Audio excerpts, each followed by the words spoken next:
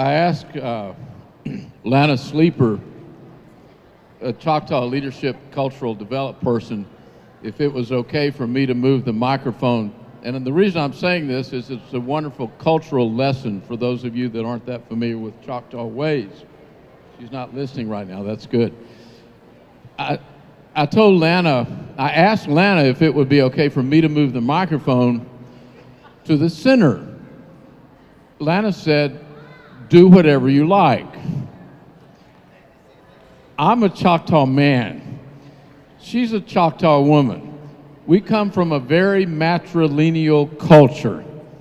A smart Choctaw man never pretends that he can do just whatever he likes. We always need the permission of the Choctaw woman.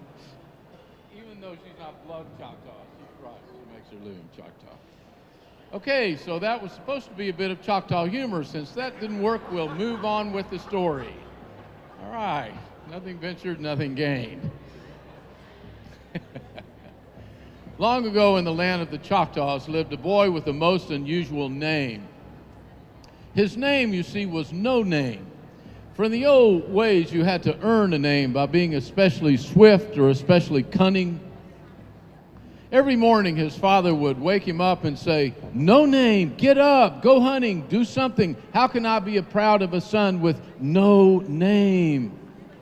And every morning, No Name would run behind the house. He had planted a little sapling tree. He would lean against the tree, and it would bend, and he would cry, and she would come.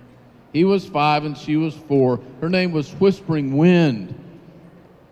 No one could hear her when she came. She snuck up behind him.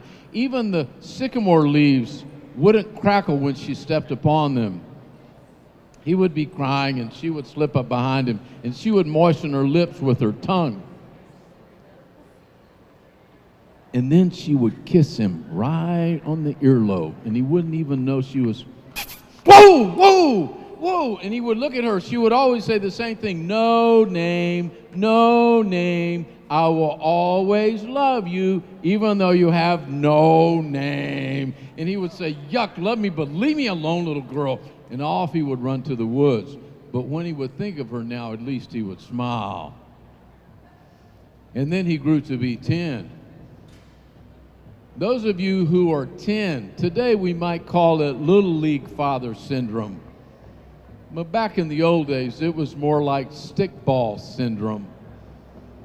His father would say, No Name, get up, go hunting, go fishing, play stickball. How can I be proud of a son who has, now you know the line, no name? Good. And No Name would run behind the house. He would lean up against a tree and he would cry, and he was 10 and she was 9, and here she would come, Whispering Wind. She would kiss him right on the earlobe. Whoa, whoa, he would say, oh, I should have known. She would say, No name, no name. I will always love you, even though you have no name. He would say, love me if you have to, but leave me alone, silly girl. But when he would think of her, he would begin to think, she's getting kind of pretty. And then he grew to be 12. In the old days, 12 was when a Choctaw would become an adult. There was a ceremony. The children of 12 would be taken and dipped into the river in whispered words meant for life by an old man. And when the day came and No Name and all the other children of 12 were lined up by the river, people had come, all the kinfolks, the grandparents, the aunts and uncles, and No Name looked around. He saw everyone except his father. And when the old man took his hand and led him to the river, he whispered in his ear and he said, be brave. Go into it. They need you. You will know when. And he dipped him into the water. And when he lifted him up and they sat him around the fire and they began to tell the stories of who the friends are and who's those to be cautious, the Choctaw ways of generosity and giving, of respecting the elders.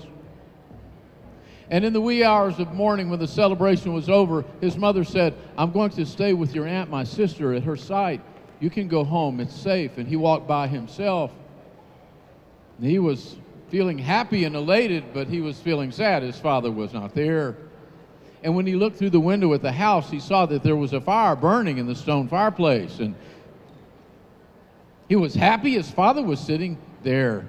And he thought, now we can have a man-to-man talk. I am an adult. And he walked inside the house filled with hope, but his father stood and his arms were huge in the shadows he cast. And he said, no name. On this day, I am proud to have a son.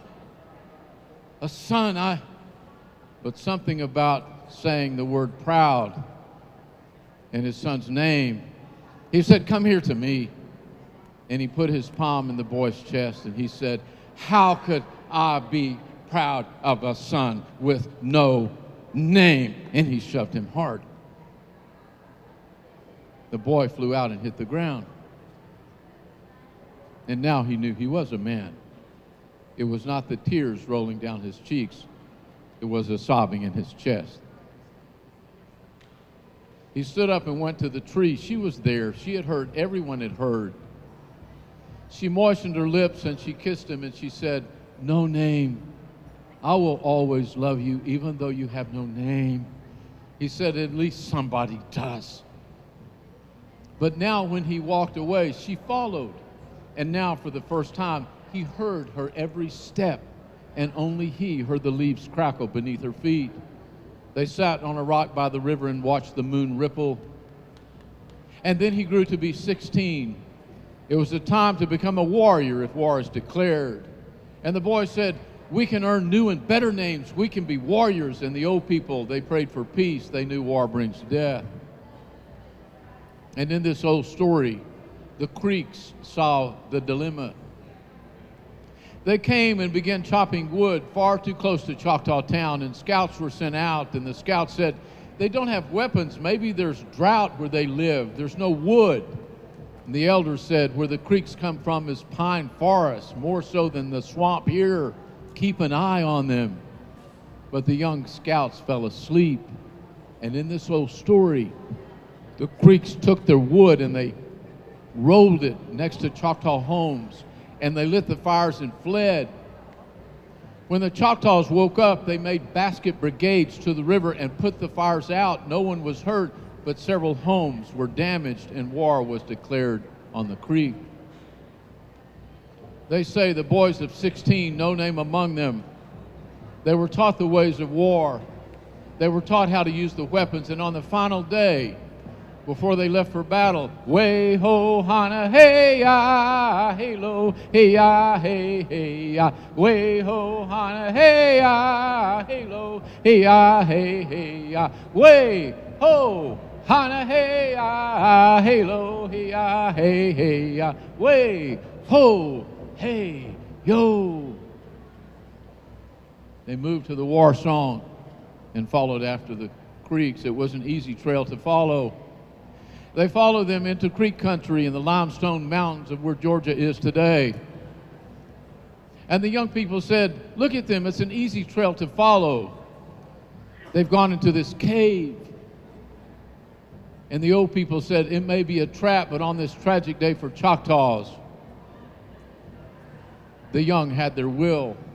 Leaving only no name to guard the cave, they charged into it. There were no creeks in the cave, but 100 surrounding it in boulders. They had tiptoed out backwards from the cave to make it appear as if they were inside. And with the Choctaws in the cave, they pulled out a gate built for the occasion of pine wood dripping with rosin and green cypress wood to burn smoky and slow. They knocked No Name out, pulled him aside so he could tell the story, and they lit the gate and fanned the smoke into the cave, and the Choctaws began to fall, until finally only one man was alive by keeping his face so close to the ground that the smoke wouldn't settle. When No Name woke up, he saw the burning gate. He ran to it and tried to pull it, but it was heavy. He stepped back and heard the words from that night in the river, be brave and go into it.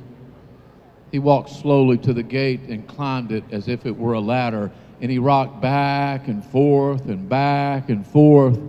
until the gate fell on top of him. The young man in the cave leapt up and tried to move the gate, but it was heavy and burning. And finally, when he moved it, there lay No Name, like a dried peach on a rock in the summer. His skin was brown and swollen and wrinkled, and he was breathing his last breath. But in the old days, they say there were those that had a spirit touch. And this young man put his fingertips to No Name's temple, and he called out, "Holy Topama, Holy Topama," and shoo, his spirit left his body, and shoo, No Name entered it. It was a very strange thing to be in the body of another. And some say for days, and some say for months, he wandered discovering who he was. And when they came from Choctaw town and saw the loved ones, they carried them and they grieved. But when she came, Whispering Wind, and she saw him, she grieved, but she was angry. She said, he should have known. He should have known I loved him even though he had no name. And look at him now. He should have known. And when she made her way to Choctaw town, she flung herself to bed. They brought her food and water. She broke the vessels. She was growing thinner and thinner, and life was leaving her. And then one day, telling no one who he was, No Name, in the body of another, came into town and said to her mother, "I want to see Whispering Wind." She looked at him strangely, but she agreed. He knelt beside her bed and said, "It is I, No Name. I have come back for you." She opened her eyes with hope, but when she saw the face of another, she put her palm in his chest and shoved him hard, and he stumbled out the door and hit the ground. And he said, "How could she do this? Just like my father did. How?" "It is a sign," he smiled. "I know what to do." So he went to her bedside. He knelt, but he was so quiet she couldn't hear. And then he moistened his lips with his tongue. And he kissed her right behind the earlobe. "Oh," she said, "why are you doing that?" He said, "Because you did it to me from the time I was 5. Every other day you would do it, and always you would say, 'No name, no name. I will always love you, even though you have no name. Only I could know this.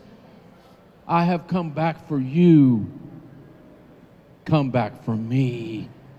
And she closed her eyes, and when she opened them again, there was the face of No Name. And then it was another, but somehow she knew he had come back for her. He picked her up, and they went to the water, and on the way back, they began to eat the berries, and they had their pashofa, their corn stew, soup that night. And a week later, telling no one who he was, No Name and Whispering Wind were married. And a month later, when the time for grieving was over, and everyone was to tell the final stories about the loved one they had lost, it finally came time for the last one to speak. The father of No Name. He stood up, and everyone grew nervous. They had never heard him say a nice word about his son. He said, "You should be nervous. I should be ashamed. I loved him so, but I never told him. I never let anyone know. I would give my life if I could just spend a few days and let him know how much I cared, but it's too late now." And he sat down.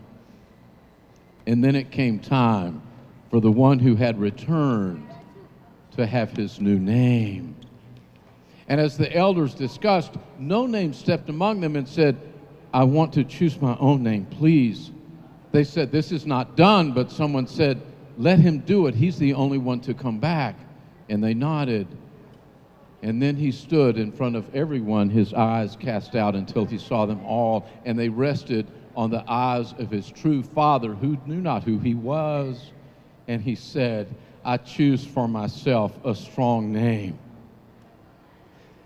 I choose for myself a good name. From this day forward, you can call me No Name." And his father looked up, and their eyes met, and he knew his son had returned. And this was a secret they kept until death, but every month at least, they made their way down to the Gulf Coast for fishing, or into the swamps for hunting, or sometimes just for camping out a few days and spending time together and letting each other know how much they cared. And No Name and Whispering Wind, they lived a long and happy life until he was 96 and he died and he was buried. They buried him high up on a hill so he could face the sun. And they say that after the people had sung and after he was buried, they say that Whispering Wind, his wife of 95, she said, "I want to spend a little time with him. Go on down. I'm an old woman, but it's downhill. I can make it. Leave me alone. Go on." But they left a 12-year-old boy in the woods to watch out for her. When he reported back to the council, he said, "That Whispering Wind, she's a little Tashimbo, I think." I think you know. It means she's a little Tashimbo. I really love her, but here's what she did. When everybody was gone, she pulled out her old sloppy tongue and wet her lips, and she kissed the ground, and she looked up, and it was mud dripping all over her face, and she looked up, and she said something talking to the sky. I don't know what she said, but we know. No name, no name. I kept my promise. I will always love you, even though you have no name. And even though the first years of my life we never got along, we had those final 10 years together in which my father and I were able to spend time together. And both of us had learned enough to know I love you is not a bad thing for a father to say to a son, and a son to say to a father. No name.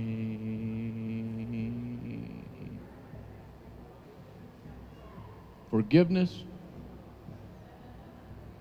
it is the Choctaw way.